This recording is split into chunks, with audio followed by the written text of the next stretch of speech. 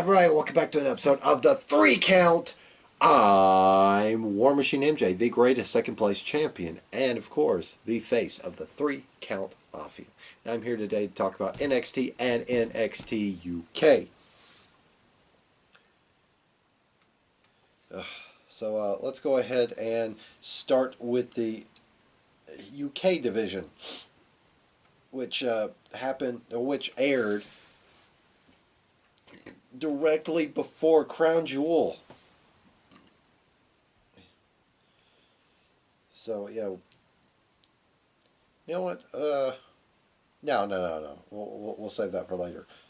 The big news before we get into NXT UK, it aired during the Saudi Arabia show. This year's Survivor Series is going to be Raw versus SmackDown versus NXT. Yes, NXT is going to take the main stage, and I'm worried about how it's going to go down, because they have takeover WarGames the day prior to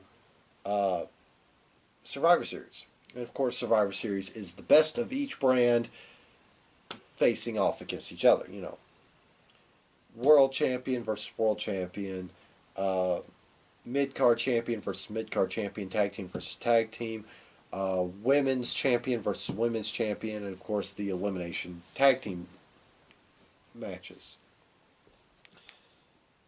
What I'm worried is, you look at the landscape of all of the champions, it's looking to be triple threat matches.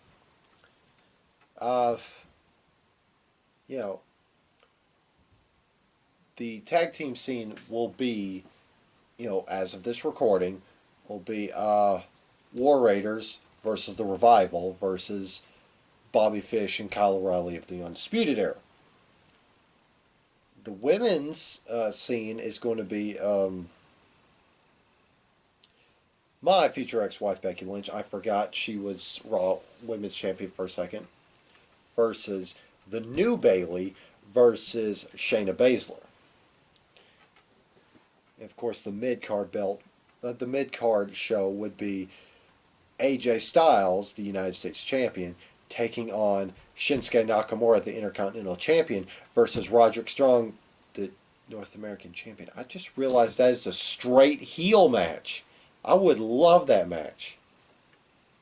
Anyway, and then the world title scene, not going into any Crown Jewel spoilers, it's going to be Seth Rollins, the Universal Champion, versus Brock Lesnar, the WWE Champion, versus Adam Cole, baby, the NXT Champion.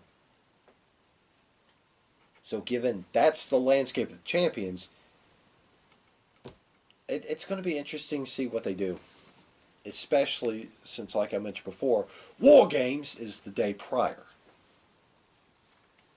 So that's my 2 cents on that. I'm kind of worried about its execution, especially if this is a plan for years to come. So let's go ahead and get in the show. NXT UK kicked off with tag team action as the unlikely team of Rhea Ripley and Piper Niven took on Jenny and Jazzy Gabert. This was a dynamic tag team match. Of course, Niven and Ripley were strangely enough on the same page.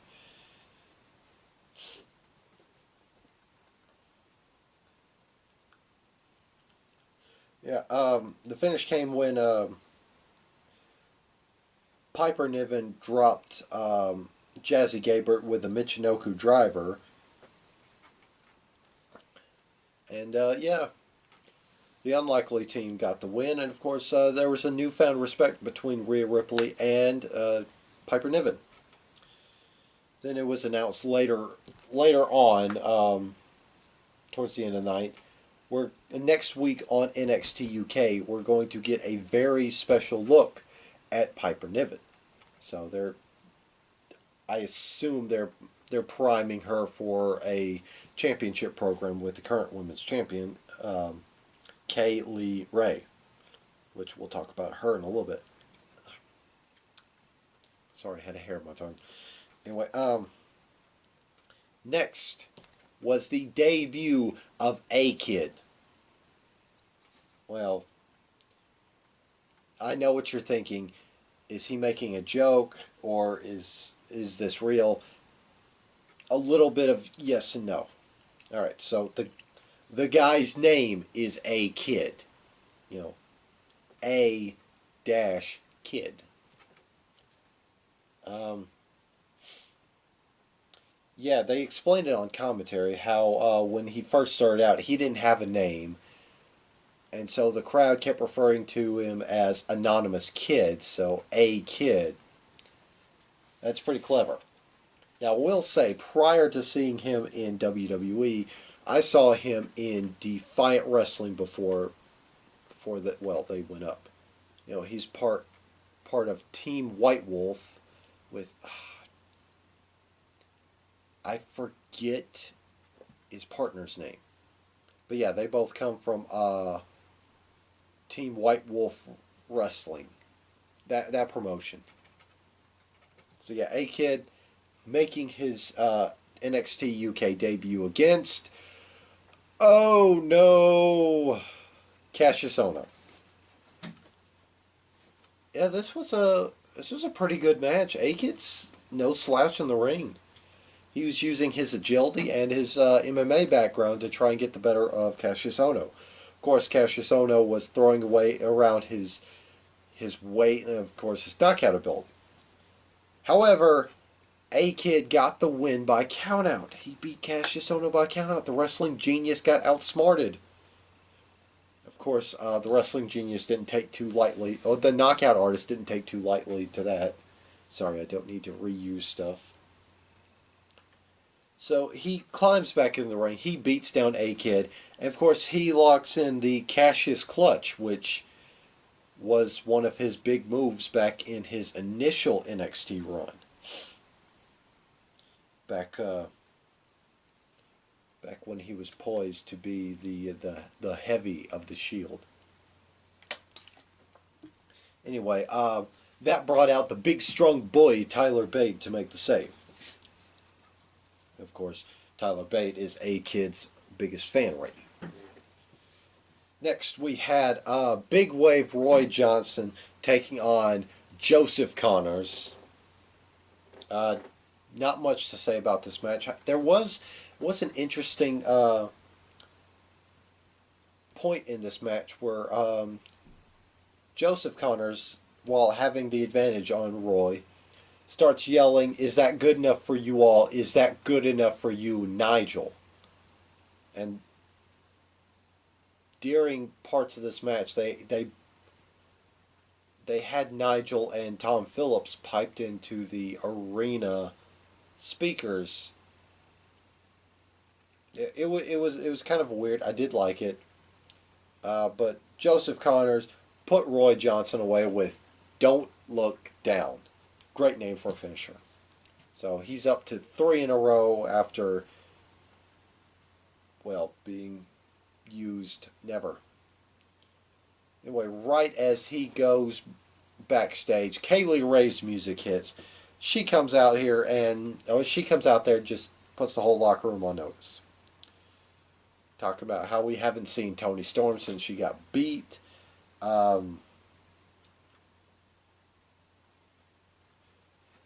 And then she turned her attention to Xia Brookside, who name dropped her a couple weeks ago in a promo. So yeah, apparently Little Miss Brookside is going to be Kaylee Ray's next victim. There was a backstage promo from. There was a backstage interview with one Killer Kelly, who has been cleared for action for at least a month or two, but she hasn't gotten a match. So apparently, she's been boning up on her WWE history, and she comes to the realization that she needs to pick a fight and not just sit in a dark room, say some ominous words, and then enunciate every word of the sentence. The sentence being, pick a fight with me. Anyway, as the interview was winding down, she notices one Isla Dawn, Isla Dawn, notices her walk to the back and says, "Well, time to go pick a fight." And she tails her into the locker room. Then there was a Gallus promo, basically pointing out the fact that Gallus has the tag team gold, that Imperium doesn't have all the gold. And it's time Joe Coffey made his mark against Imperium. Because it is not Imperium's ring. It is Gallus's kingdom. Them Gallus boys are something else. I know we pick on Wolfgang a lot for being, the guy that kind of disrupts the flow. But Gallus is great. Them lads are something else. Anyway, that led us to our main event as the Irish Ace, Jordan Devlin, took on Bomber Dave Mastiff. This was a pretty good match. Jordan Devlin, give him his props. He is a really, really talented worker. The finish of the story of this match was Dave Mastiff just imposing his massive size all over the ring, and Devlin tried several times to hit the Devil inside. The arm drag into the side suplex. He could never hit it because his back was softened up, and Dave Mastiff was not exactly a featherweight. The finish came, however, when Dave Mastiff was on the top rope, looking like he was about to go for some sort of splash or something, when Jordan Devlin stunned him on the top rope, yoinked his arm out for a top rope assisted Devil inside, and he got the victory over Bomber Dave Mastiff.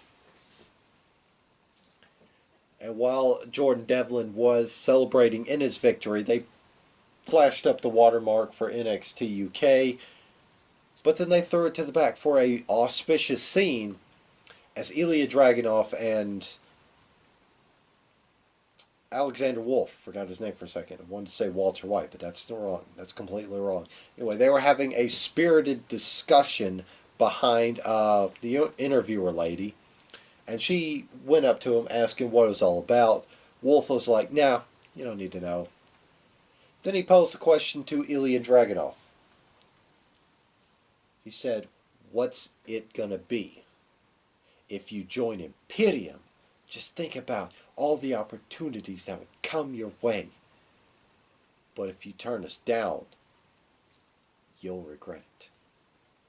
And so Ilya Dragunov looked very, very conflicted about what he wanted to do. But that is a story for another time. Next up, we go to NXT, and we're neck deep in this Wednesday Night War, about 5 weeks deep. Well, 5 or 6, I forget how many weeks we are.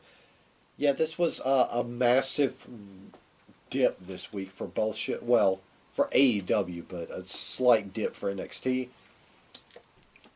As it was Game 7 of the World Series, the Nationals versus the Astros.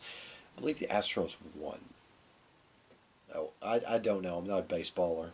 But you know who is a baseballer? Rodimus on his Castbox app, Prime Talk with Rodimus Prime. Anyway, go to NXT, and they kick off the show in a very new fashion. They had the artist Poppy. I don't know much about Poppy. Anyway, they had her play I think the song's name is I Disagree, while they did a highlight package of recent NXT moments, including one Finn Balor doing finger guns. Yeah. Then, of course, we launched straight into action as Poppy then shifted songs to Scary Mask as Little Miss Io Shirai, the bad baby girl in black with the best moonsault in the business, came out to take on Candice LeRae. And God, what can you not say about these two being in the ring? They are just a fantastic treat to watch. Io Shirai, like I said, best moonsaults in the game. It's like celery, crisp. And of course, Candice LeRae. They don't call her Candice Wrestling for nothing.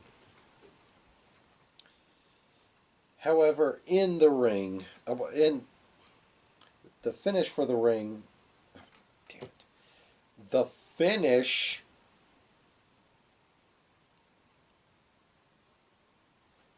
Yeah, the finish was what came down the stretch as Io Shirai had had enough.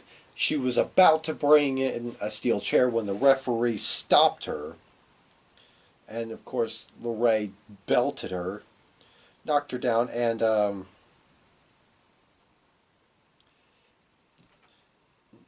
knocked her down, knocked the chair to the ring canvas. Uh, Candice went for a top rope moonsault, but Io Shirai put the chair up and then pinned Candice after she ate that steel chair. And yeah, got the victory. However, the Joshi Judas, as Marlo Ronaldo calls her, wasn't finished there. She was hell bent on making a statement at the cost of Little Miss Candice Wrestling when Rhea Ripley came out to make the save. So yeah. Next, we had a promo from Finn Balor. A lot of people were saying this was a weak promo. I liked it. It's Finn Balor, you know. Right now, they're testing the waters of what they can and can't do. Of course, they're doing a Prince Devitt inspired run with him. And if you've seen any of the Prince Devitt promos from back in the day, he was a wild child. Like he would terrorize interviewers. He would just act like a total dick. And his favorite word was the F word. You know, one of my favorite promos. One of my favorite promo spots of his is Captain New Japan. Who the is that? But yeah, he basically came out and said, a couple of months ago, I had to lay down and be beaten by some dude in the mask because he was the next big thing. Well, I'm the next big thing. Then he proceeded to call everybody in the NXT locker rooms just fans. Fans who watch the product. Meanwhile, the product watches him. And so he then targeted Johnny Gargano, said, "Oh, look at you. You're out of the hospital. Next time you deal with me, you're going to go from Johnny Wrestling to Johnny Watches Wrestling because you're just like them. You're a fan." And it was really effective. I did like it because it's heel Finn Balor. It's best thing since sliced bread. Next, we had an Aussie encounter as the big bad Bronson Reed took on Shane Thorne. This was a really good match. These two definitely have pretty good chemistry. In the end, however, Bronson Reed, the big burly lad from Australia, took down Shane Thorne. So yeah. Next, we had WWE Women's Tag Team Championship action as the Kabuki Warriors, Kairi Sane and Asuka, finally brought the titles to NXT to defend them, unlike a certain pair of champions that said they were going to, but never got the chance to. Anyway, they defended them against Team Kick, of course, Dakota Kai and Tegan Nox. This was a fantastic match. I'm going to be saying that a lot, especially in the AEW review. Um, yeah, Dakota Kai was the one who got battered around mostly. Tegan Nox came in and just went on a rampage. Down the stretch, however, was a stroke of genius booking, as the referee was distracted with, I believe it was Asuka. Was it Nox?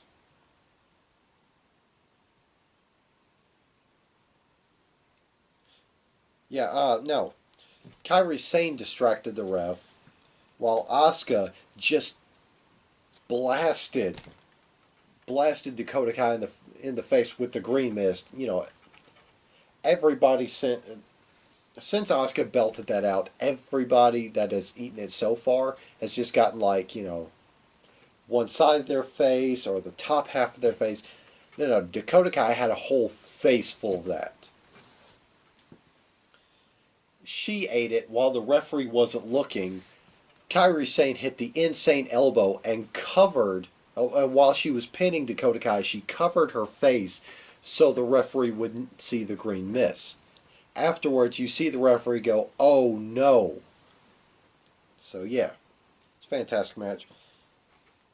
However, while Team Kick was recuperating after their loss, the NXT Women's Champion Shayna Baszler and her horse henchwomen, there we go, were going to come out and throw some hands.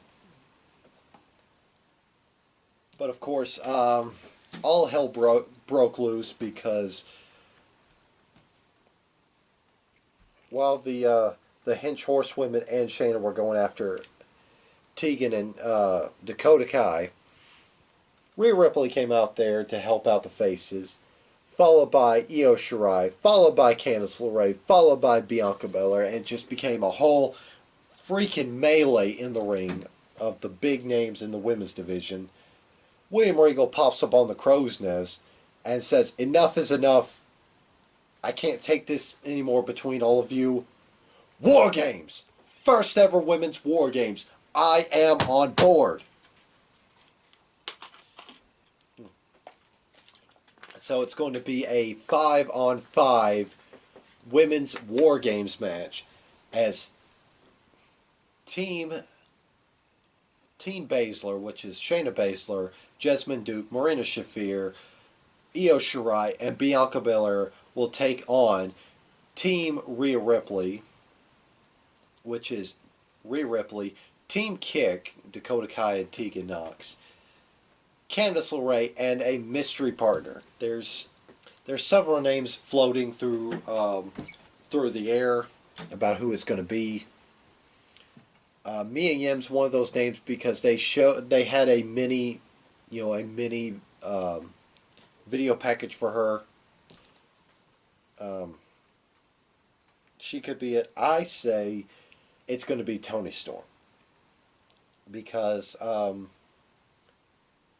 there was reports that Toni Storm was going to go over to NXT Prime for a while, since she's pretty much done with NXT UK for the time being, much like Pete Dunne, Tyler Bate, and Rhea Ripley. So yeah, first ever women's War Games match. I'm on board. Takes place Survivor Series weekend. Speaking of Tyler Bate, Tyler Bate, or however the song goes, he had his match against Cameron Grimes. This was a pretty good match. The finish came when Killian Dane made his presence known at ringside, which distracted Tyler Bate long enough for him to suffer the cave-in double foot stomp from Cameron Grimes. Cameron Grimes got the 3 count, collected his hat and vest, and got the hell up out of Dodge. Meanwhile, Killian Dane beat down on Tyler Bate. Just destroyed him, hit him with a cannonball against the steps, and told him, "You tell your buddy Pete Dunne, we got unfinished business." So yeah.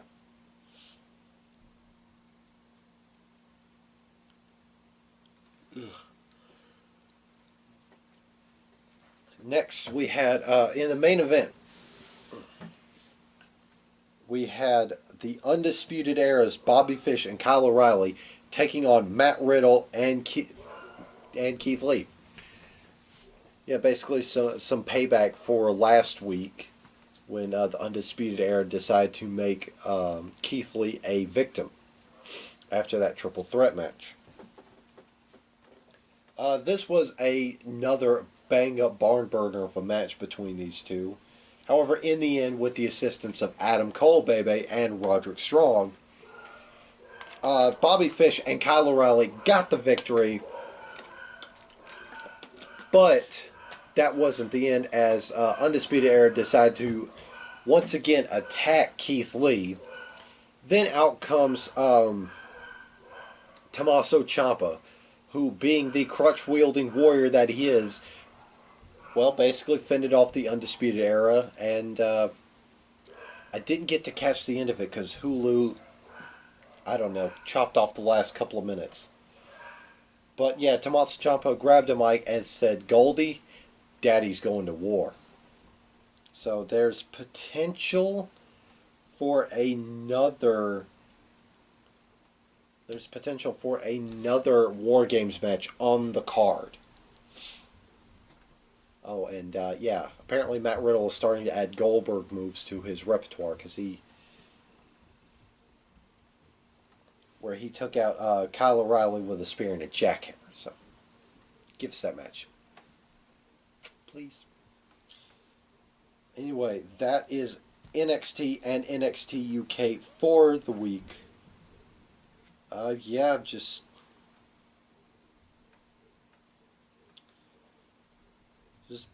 pretty stacked show. Too bad they had both them and AEW had big shoes to fill, with it being the last game in the World Series. So that being said, plug time. Like I said earlier, Rodimus Prime has a podcast on the Castbox app where he talks about sports. He talks about football, basketball since they just started, and of course the finals of the World Series. Go check him out. Tell him War Machine MJ sent you.